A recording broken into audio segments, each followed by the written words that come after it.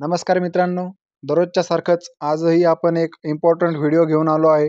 तलाठी भरतीच्या रिझल्टमध्ये जो काही नॉर्मलायझेशनचा स्कोर आलेला आहे, त्या नॉर्मलायझेशनचा स्कोरच्या अनुषंगाने जी काही निवड यादी आणि प्रतीक्षा यादी प्रकाशित झालेली आहे, याबद्दलची आज आपण माहिती बघणार आहोत. तर ज्या विद्यार्थ्यांची निवड यादीमध्ये निवड झालेली आहे आणि प्रतीक्षा यादीमध्ये जे प्रतीक्षित आहेत, ज्यांची या यादीमध्ये नावे आहेत, त्यांनी पुढे काय करायचे आहे, कोणते कोणते नियम त्यांनी पाळायचे आहेत व त्यांची पुढची प्रोसेस काय आहे, हे सर्व काही आपण डिटेलमध्ये या व्हिडिओमध्ये बघणार आहोत. तुम्हाला मी एक रिक्वेस्ट करेल की व्हिडिओ शेवटपर्यंत बघा, कारण कुठलीही माहिती येथे नजर चुकीने मिस होणार नाही, याची आपल्याला काळजी घ्यायची आहे. सर्वप्रथम चॅनलवरती नवीन असाल तर चॅनलला सबस्क्राईब करून ठेवा आणि बेल आयकॉन प्रेस करून ठेवा, म्हणजेच यासारखे नवीन नवीन व्हिडिओज आणि अपडेट्स यांची नोटिफिकेशन्स तुमच्यापर्यंत डेली येत राहतील आणि व्हिडिओ तुमच्यापर्यंत पोहोचत राहतील. तर उशीर न करता आपण व्हिडिओ सुरू करूयात. मित्रांनो, आपण बघितले आहे की 23 जिल्ह्यांची निवड यादी आणि प्रतीक्षा यादी प्रसिद्ध झालेली आहे. ऑफिशियल वेबसाईटवरती प्रसिद्ध झालेल्या 23 जिल्ह्यांपैकी कुठल्याही जिल्ह्याची यादी कशी बघायची याची स्टेप बाय स्टेप प्रोसेस वरती दिलेल्या आय बटनमध्ये क्लिक करून आपण तो व्हिडिओ बघू शकता, ज्यामध्ये ऑफिशियल वेबसाईटवरती कोणत्याही जिल्ह्याची यादी कशा प्रकारे डाउनलोड करायची आहे आणि कशा प्रकारे बघायची आहे याची आपण स्टेप बाय स्टेप प्रोसेस बघितलेली आहे. तर मित्रांनो, आज आपण आपल्यासमोर जी बघत आहोत ती जिल्हाधिकारी कार्यालय सोलापूर येथील यादी आहे.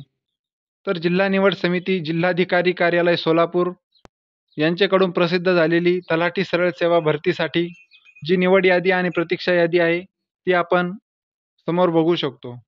यामध्ये सामाजिक प्रवर्गाचे नाव आणि त्यांची पदसंख्या हे सर्व काही दिलेले आहे. निवड यादीमध्ये परीक्षा नोंदणी क्रमांक, उमेदवाराचे नाव, त्याचा जन्मदिनांक, त्याचा मूळ प्रवर्ग, त्याच्यासाठी लागू झालेले समांतर आरक्षण, त्याचे सामान्यीकृत गुण म्हणजेच त्याचा नॉर्मलायझेशनचा स्कोर, हे सर्व काही दिलेले आहे. मित्रांनो, आपण येथे बघू शकतो की सामाजिक प्रवर्गाचे नाव SC आणि त्याचे जी काही पदसंख्या आहे ती 28 इतकी आहे आणि यामध्ये जे 28 उमेदवार आहेत त्यांची जी निवड झालेली आहे त्या 28 उमेदवारांची यादी येथे दिलेली आहे. तसेच त्याला लागूनच आपल्याला प्रतीक्षा यादी दिलेली आहे. या प्रतीक्षा यादीमध्ये जे उमेदवार असतील ते उमेदवार वेटिंगमध्ये असतात. म्हणजेच निवड यादीमधील जे उमेदवार बाद होतील त्यानंतर प्रतीक्षा यादीमध्ये जे उमेदवार असतील त्यांना अनुक्रमे चान्स दिला जातो. ही जी प्रोसेस आहे ते आपण बघणारच आहोत. येथे प्रतीक्षा यादीमध्ये 17 पदसंख्या इतक्या उमेदवारांची नावे दिलेली आहेत. जी निवड यादी प्रसिद्ध केलेली आहे यावरील निवड यादीमध्ये नाव समाविष्ट केले म्हणजे त्या उमेदवारास नियुक्ती दिली असा अर्थ होत नाही. मित्रांनो, आता सांगितल्याप्रमाणे जी निवड यादी येथे प्रसिद्ध झालेली आहे त्या निवड यादीमध्ये ज्या उमेदवारांची नावे आहेत त्या उमेदवारांना नियुक्ती दिली असा अर्थ होत नाही. तर उमेदवाराची अंतिम नियुक्ती ही संबंधित उमेदवाराची ओळख, कागदपत्रे, प्रमाणपत्रे पडताळणी, वैद्यकीय तपासणी अहवाल, चारित्र्य पडताळणी अहवाल, त्याचप्रमाणे समांतर आरक्षणाच्या अनुषंगाने सादर प्रमाणपत्रांची सक्षम प्राधिकारी यांच्याकडून पडताळणी केल्यानंतरच करण्यात येणार आहे. म्हणजे मित्रांनो, जी उमेदवाराची अंतिम नियुक्ती असेल त्या उमेदवाराची अंतिम नियुक्ती ही संबंधित उमेदवाराची ओळख, त्याची कागदपत्रे, प्रमाणपत्रे पडताळणी, वैद्यकीय तपासणी अहवाल, चारित्र्य पडताळणी अहवाल, त्याचप्रमाणे समांतर आरक्षणाच्या अनुषंगाने जी काही प्रमाणपत्र सादर केली आहे त्या प्रमाणपत्रांची सक्षम प्राधिकारी यांच्याकडून पडताळणी केल्यानंतरच त्याला अंतिम नियुक्ती ही देण्यात येणार आहे. उमेदवाराने सादर केलेली माहिती ही चुकीची किंवा खोटी आढळली किंवा समांतर आरक्षणाबाबतचे प्रमाणपत्र संबंधित सक्षम प्राधिकारी यांनी अवैध किंवा बाद ठरवल्यास, तसेच वैद्यकीय तपासणी अहवालानुसार अपात्र ठरविल्यास संबंधित उमेदवाराचे नाव वरील निवड यादीमधून कमी करण्यात येईल व प्रतीक्षा यादीतील गुणानुक्रमे पुढील उमेदवारास संधी देण्यात येईल. दिव्यांग उमेदवाराचे नावासमोर दर्शविण्यात आलेल्या पदांचा तपशील शासन महसूल व वन विभागाकडील निर्णय दिनांक 29/6/2021 नुसार दिव्यांगांसाठी शासनाने सुनिश्चित केलेल्या पदानुसार नमूद करण्यात आलेला आहे. सदर तपशील हा पुढील प्रमाणे आहे. 1 नंबर ए LV, 2 नंबर बी ज्यामध्ये HH, 3 नंबर सी ज्यामध्ये OA, OL, LC, DW, AAV, 4 number D ज्यामध्ये ASD, M, ID, SLD, MI, 5 number E MD ज्यामध्ये इन्व्हॉल्विंग आहेत A to D अबोव.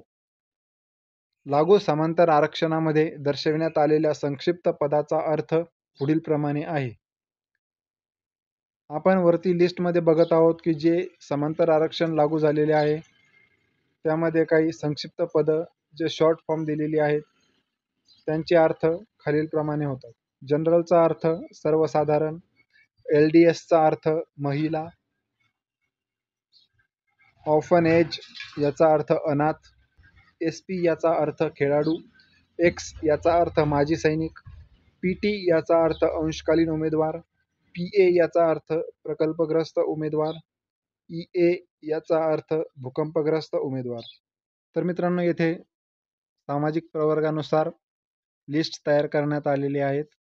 खाली आपण बघू शकतो की सामाजिक प्रवर्गाचे नाव ST आणि तेथे पदसंख्या 15 इतकी आहे. यांची जी निवड यादी आणि प्रतीक्षा यादी आपल्याला दिली आहे. यांच्या ज्या नियम व अटी आहेत त्या आपण आताच बघितल्या त्याप्रमाणेच आहेत. त्यानंतर सामाजिक प्रवर्गाचे नाव VJA यामध्ये पदसंख्या 3 यांची निवड यादी आपण बघत आहोत. त्यानंतर त्यांची प्रतीक्षा यादी खाली दिलेली आहे.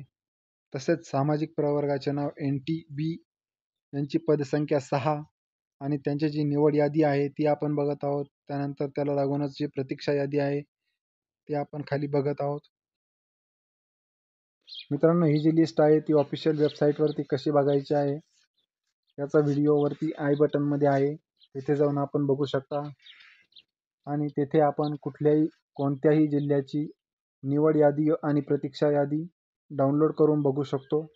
मित्रांनो याबद्दलची जी काही पुढील नवीन अपडेट असेल ती समोरची अपडेट जशी येईल तशी सर्वप्रथम मीच तुम्हाला देणार आहे. त्यासाठी चॅनलला सबस्क्राईब करून ठेवा. व्हिडिओमधील एखादी स्टेप समजली नसेल तर मित्रांनो व्हिडिओ परत बघा, व्हिडिओला लाईक करा, आपल्या मित्रांमध्ये शेअर करा. तुम्हाला काही प्रश्न किंवा शंका असल्यास कॉमेंट्समध्ये विचारू शकता. तुम्हाला एखाद्या टॉपिकवर व्हिडिओ पाहिजे असेल तर ते सुद्धा तुम्ही कॉमेंट्समध्ये सांगू शकता. आपण त्यावर नक्की चर्चा करू. अशाच नवीन व्हिडिओचं नोटिफिकेशन थेट तुमच्यापर्यंत येण्यासाठी सबस्क्राईब करून ठेवा आणि समोरच असलेले बेल आयकॉन प्रेस करून ठेवा. तर मित्रांनो पुन्हा भेटूयात अशाच एका नवीन व्हिडिओमध्ये. तोपर्यंत आपली काळजी घ्या.